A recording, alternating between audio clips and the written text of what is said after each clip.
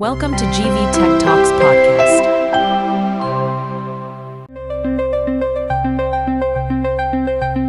నమస్కారం. మన చుట్టూ చివరికి మన శరీరం లోపల కూడా నిరంతరం కొన్ని కనిపించని యుద్ధాలు జరుగుతూ ఉంటాయి. అవును. ఆమ్లాలు క్షారాల మధ్య జరిగే పోరాటాలన్నమాట. ఈరోజు మనం ఆ యుద్ధాల వెనుక ఉన్న సైన్స్ను కొంచెం లోతుగా చూద్దాం. మన ముందు ఒక సైన్స్ టెక్స్ట్ బుక్ ఉంది. దానిలోని 2వ అధ్యాయం ఆమ్లాలు, క్షారాలు మరియు లవణాలు. కరెక్ట్. ఈ టాపిక్ వినడానికి చాలా బేసిక్గా అనిపించవచ్చు, కానీ మన దంతాల ఆరోగ్యం నుండి మనం నిలబడ్డ నేలసారం వరకు అన్నింటినీ శాసించేది ఇదే. అయితే ఈ పుస్తకంలో మొదటి విషయమే నన్ను చాలా ఆశ్చర్యపలిచింది. ఒక రసాయనాన్ని రుచి చూడకుండా, కనీసం లిట్మస్ పేపర్తో కూడా టెస్ట్ చేయకుండా, కేవలం వాసనతో అది ఆమ్లమా, క్షారమా అని చెప్పగలమా? చెప్పొచ్చు. మనం సాధారణంగా రంగు మార్పుల గురించి మాట్లాడతాం, కానీ ఇక్కడ వాసన మార్పు గురించి చెప్పారు. ఇది ఒక యునీక్ మెథడ్. అవును, ఇక్కడ లవంగ నూనె లేదా వెనిలా ఎసెన్స్ వాడమన్నారు. ప్రయోగం చాలా సింపుల్గా ఉంది. ఒక గుడ్డముక్కపై వెనిలా వేసి, దానిమీద కొన్ని చుక్కల హైడ్రోక్లోరిక్ ఆమ్లం అంటే HCl వేయాలి. అలాగే ఇంకో గుడ్డముక్కపై వెనీలా వేసి, దానిమీద సోడియం హైడ్రాక్సైడ్ అంటే NOH అనే క్షారం వేయాలి. అవును, ఇప్పుడు రెండింటి వాసన చూడాలి. మరి ఫలితమేంటి? ఇక్కడే అసలు మ్యాజిక్ ఉంది. ఈ పదార్థాలు మన ముక్కుతో పనిచేస్తాయన్నమాట.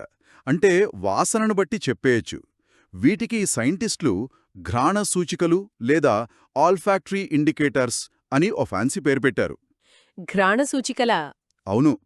ఏంటంటే క్షారమైన సోడియం హైడ్రాక్సైడ్ వెనీలా లేదా లవంగ నూనెలోని సువాసన ఇచ్చే అణువులతో రియాక్ట్ అయి వాటి నిర్మాణాన్ని మార్చేస్తుంది.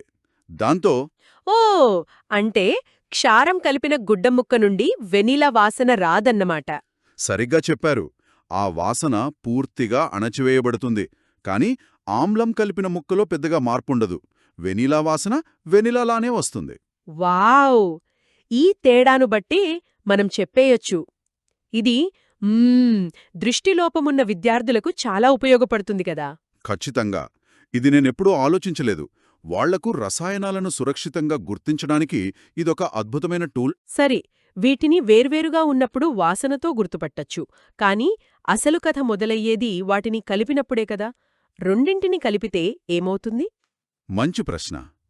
అవి పోట్లాడుకుంటాయి, కానీ ఆ పోరాటం చివరికి శాంతికి దారితీస్తుంది.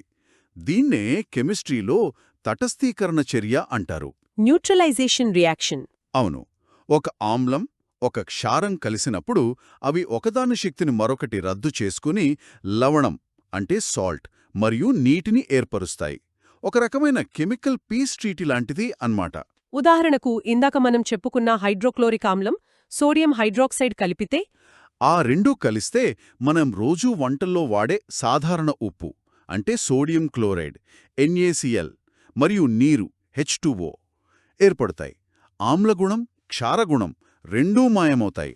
ఒక్క నిమిషం, మన కడుపులో ఉండేది కూడా హైడ్రోక్లోరిక్ యాసిడే అన్నారు కదా. అది చాలా స్ట్రాంగ్ యాసిడ్. మరి మన కడుపు కరిగిపోకుండా ఎలా ఉంటుంది? చాలా మంచి ప్రశ్న అడిగారు. మొదటిది, మన కడుపు గోడలు మ్యూకస్ అనే ఒక జిగట పొరతో ప్రొటెక్ట్ చేయబడి ఉంటాయి. అది ఆమ్లం డైరెక్ట్గా తగలకుండా కాపాడుతుంది. ఓకే. ఇక రెండోది, మనం అజీర్తితో బాధపడినప్పుడు కడుపులో యాసిడ్ ఎక్కువైపోతుంది. అప్పుడు మనం యాంటాసిడ్ తీసుకుంటాం. అవును. అందులో మెగ్నీషియం హైడ్రాక్సైడ్ లాంటి బలహీనమైన క్షారాలుంటాయి. అవి కడుపులోని అదనపు ఆమ్లాన్ని మాత్రమే తటస్థీకరించి మనకు రిలీఫ్ ఇస్తాయి, మొత్తం ఆమ్లాన్ని కాదు. ఓ, ఇప్పుడు కనెక్ట్ అయింది. అంటే అది మంటను ఆపడానికి చేసే ఒక అడ్జస్ట్మెంట్ మాత్రమే. ఈ న్యూట్రలైజేషన్ ప్రిన్సిపల్ మనకు తెలియకుండా ఇంకెక్కడైనా వాడుతున్నామా? చాలా చోట్ల. వ్యవసాయంలో దీని పాత్ర చాలా పెద్దది. కొన్ని నేలలు మరీ ఆమ్ల స్వభావాన్ని కలిగి ఉంటాయి. దానివల్ల పంటలు సరిగ్గా పండవు కదా. కరెక్ట్. అప్పుడు రైతులు పొలాలకు సున్నం చల్లుతారు. సున్నం ఒక క్షారం. అది నేలలోని అధిక ఆమ్లాత్వాన్ని న్యూట్రలైజ్ చేసి నేలను పంటలకు అనువుగా మారుస్తుందన్నమాట. వావ్! అంటే ఒక చిన్న కెమికల్ రియాక్షన్ పంటల భవిష్యత్తును నిర్ణయిస్తోంది. సరే, మనం ఒక ద్రావణం ఎంత ఆమ్లంగా లేదా ఎంత క్షారంగా ఉందో ఖచ్చితంగా ఎలా కొలుస్తాం? దానికోసం pH స్కేల్ వాడతారని ఈ పుస్తకంలో ఉంది. అవును, pH స్కేల్. సింపుల్గా 0 నుంచి 14 వరకు ఒక స్కేల్ అనుకోండి. 7 అనేది న్యూట్రల్, అంటే స్వచ్ఛమైన నీరు. 7 కన్నా తక్కువ ఉంటే ఆమ్లం. అవును, 0 వైపు వెళ్లే కొద్దీ ఆమ్లత్వం పెరుగుతుంది. 7 కన్నా ఎక్కువ ఉంటే క్షారం. 14 వైపు వెళ్లే కొద్దీ క్షారత్వం పెరుగుతుంది. మరి ఈ pH విలువ మన పర్యావరణం మీద, ఆరోగ్యం మీద ఎలా ప్రభావం చూపుతోంది? ఇక్కడ ఆమ్ల వర్షం గురించి చెప్పారు. యాసిడ్ రెయిన్ అది ఒక తీవ్రమైన పర్యావరణ సమస్య. సాధారణంగా వర్షపు నీటి pH 5.6 ఆస్పాస్ ఉంటుంది. అది కొద్దిగా ఆమ్ల స్వభావమే. కాని కాలుష్యం వల్ల కరెక్ట్. ఫ్యాక్టరీలు, వాహనాల నుండి వచ్చే పొగలో ఉండే వాయువులు గాలిలోని తేమతో కలిసి సల్ఫ్యూరిక్, నైట్రిక్ ఆమ్లాలుగా మారతాయి. అప్పుడు వర్షపు నీటి pH 5.6 కన్నా బాగా తగ్గిపోతుంది. దాన్నే ఆమ్లవర్షం అంటారు. దానివల్ల కేవలం నదుల్లోని చేపలకే ప్రమాదమా? అంతకు మించి ఈ ఆమ్లవర్షం మన చారిత్రక కట్టడాలకు కూడా బద్ధశత్రువు. ఉదాహరణకు మన తాజ్మహల్ పూర్తిగా పాలరాతితో కట్టారు కదా. అవును. ఈ వర్షం వల్ల అది నెమ్మదిగా కరిగిపోతోంది. పాలరాయి అంటే కాల్షియం కార్బోరేట్. ఆమ్లవర్షం దానితో రియాక్ట్ అయ్యి రాయిని నెమ్మదిగా తినేస్తుంది. దీన్ని స్టోన్ క్యాన్సర్ అని కూడా అంటారు. అమ్మో, ఇది చాలా భయంకరంగా ఉంది. అంటే కాలుష్యం మన చరిత్రను కూడా చెరిపేస్తోందన్నమాట. ఇక మన ఆరోగ్యం విషయానికొస్తే దంతక్షయం గురించి చెప్పిన విషయం నిజంగా ఆశ్చర్యపరిచింది. అవును, మన నోటిలోనే ప్రతిరోజూ ఒక చిన్న pH యుద్ధం జరుగుతుంది. మనం చక్కెర పదార్థాలు తిన్నప్పుడు మన నోటిలోని బ్యాక్టీరియా వాటిని విచ్ఛిన్నం చేసి ఆమ్లాలను ఉత్పత్తి చేస్తుంది. దానివల్ల మన నోటిలోని pH విలువ 5.5 కన్నా పడిపోతుందా? అవును, ఆ ఆమ్ల వాతావరణంలో మన దంతాల పైపుర ఎనామెల్ నెమ్మదిగా కరగడం మొదలవుతుంది. ఇదే దంతక్షయానికి నాంది. అందుకే భోజనం తర్వాత బ్రష్ చేసుకోవాలి అంటారన్నమాట. అంటే మనం వాడే టూత్పేస్ట్ ఒక రకంగా మన పళ్లకు రక్షణ కవచంలా పనిచేస్తుంది. ఖచ్చితంగా. చాలా టూత్పేస్ట్లు క్షార స్వభావాన్ని కలిగి ఉంటాయి. మనం బ్రష్ చేసినప్పుడు అది నోటిలో ఏర్పడిన ఆమ్లాలను తటస్థీకరించి pH స్థాయిని తిరిగి నార్మల్ చేస్తుంది. చాలా సింపుల్ కెమిస్ట్రీ, కాని చాలా ప్రభావవంతమైనది. నిజమే. ఇక్కడే ఒక చిన్న విషయం చెప్పాలి. మనం HClని బలమైన ఆమ్లం అంటాం, ఎందుకంటే అది నీటిలో పూర్తిగా అయాన్లుగా విడిపోతుంది. కానీ వెనిగర్లోని ఎసిటిక్ ఆమ్లం బలహీనమైన ఆమ్లం. అది పాక్షికంగానే విడిపోతుంది. అందుకే మనం HCl తాగనేం, కానీ వెనిగర్ను వాడతాం. ఓకే, ఈ పుస్తకంలో నన్ను నిజంగా కన్ఫ్యూజ్ చేసిన ప్రయోగం ఒకటుంది. ఆమ్లాల ప్రవర్తనలో నీటి పాత్ర గురించి. పొడి హైడ్రోక్లోరిక్ ఆమ్ల వాయువు అంటే డ్రై HCl గ్యాస్ పొడి నీలి లిట్మస్ కాగితం దగ్గరకు తీసుకెళ్తే దాని రంగు అస్సలు మారదట. అవును. అదెలా? అది హైడ్రోక్లోరిక్ ఆమ్లం కదా, దాని రంగు ఎందుకు మారదు? ఇక్కడే అసలు రహస్యం దాగి ఉంది. ఆమ్లానికి కూడా దాని శక్తిని చూపించడానికి ఒక సహాయం కావాలి. ఆ సహాయమే నీరు. నీరా? అవును. అదే ప్రయోగంలో తడి నీలి లిట్మస్ కాగితాన్ని వాడినప్పుడు అది వెంటనే ఎరుపు రంగులోకి మారుతుంది. దీనికి కారణం ఆమ్లాలు వాటి ఆమ్లధర్మాలను చూపించాలంటే నీటి మాధ్యమం తప్పనిసరి. ఎందుకని? నీరు అంత స్పెషల్ ఎందుకు?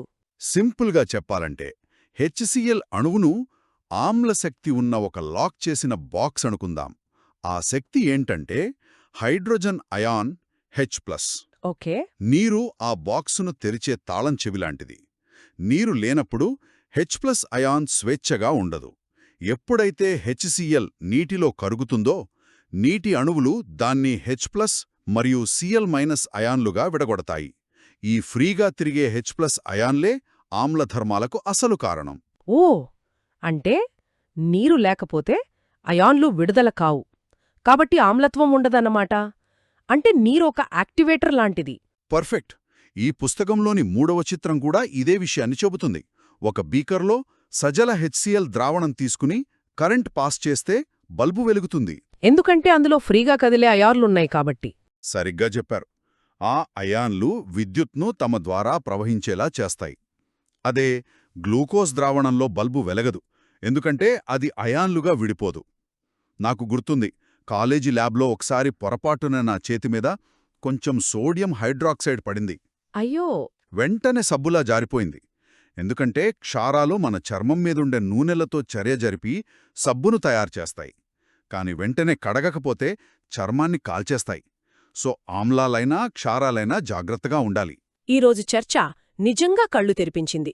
వాసనతో రసాయనాలను గుర్తించడం నుండి, మన కడుపులో, నోటిలో, పొలాల్లో జరిగే తటస్థీకరణ చర్యల వరకు, చారిత్రక కట్టడాలను నాశనం చేసే ఆమ్ల వర్షం, చివరికి ఆమ్లత్వానికి నీరే ప్రాణం పోస్తుందనే విషయం వరకు ఎన్నో కొత్త కోణాలు చూశాం. అవును, ఈ విషయాలన్నీ మన చుట్టూ ఉన్న ప్రపంచాన్ని మరింత లోతుగా ఒక కెమిస్ట్ కళ్లతో చూడటానికి హెల్ప్ చేస్తాయి. మనం ముగించే ముందు ఒక ఆలోచింపచేసే ప్రశ్నతో వదిలేస్తాను. తప్పకుండా. మనం ఒక ద్రావణం యొక్క ఆమ్లత్వాన్ని కొలవడానికి pH స్కేల్ గురించి మాట్లాడాము కదా. ఇది ఆ ద్రావణంలో ప్రస్తుతం ఎన్ని H+ అయాన్లున్నాయో చెబుతుంది. అయితే ఈ పుస్తకం చివర్లో శాస్త్రవేత్తలు ఒక ఆమ్లం యొక్క స్వాభావిక బలాన్ని అంటే ఇన్హెరెంట్ స్ట్రెంగ్త్ను కొలవడానికి pKa అనే మరో విలువను వాడతారని చెప్పారు. pH మరియు pKa. అవును, రెండింటి మధ్య తేడా ఏంటి? ఇలా ఆలోచించండి. pH అనేది ఒక వ్యక్తి ప్రస్తుతం ఎంత గట్టిగా అరుస్తున్నాడు అనేది చెబితే, pKa అనేది అతని గొంతుకు అసలు ఎంత గట్టిగా అరవగల సామర్థ్యం ఉంది అనేది చెబుతుంది. ఒకే ఆమ్లానికి వేర్వేరు pH విలువలుండొచ్చు, కానీ దాని pKa విలువ ఎప్పుడూ స్థిరంగా ఉంటుంది. మరి మనకు ఈ రెండు విభిన్న కొలమానాలు ఎందుకు అవసరం? ఈ ప్రశ్నతో మిమ్మల్ని వదిలేస్తున్నాం. దీని గురించి మరింత లోతుగా ఆలోచించండి.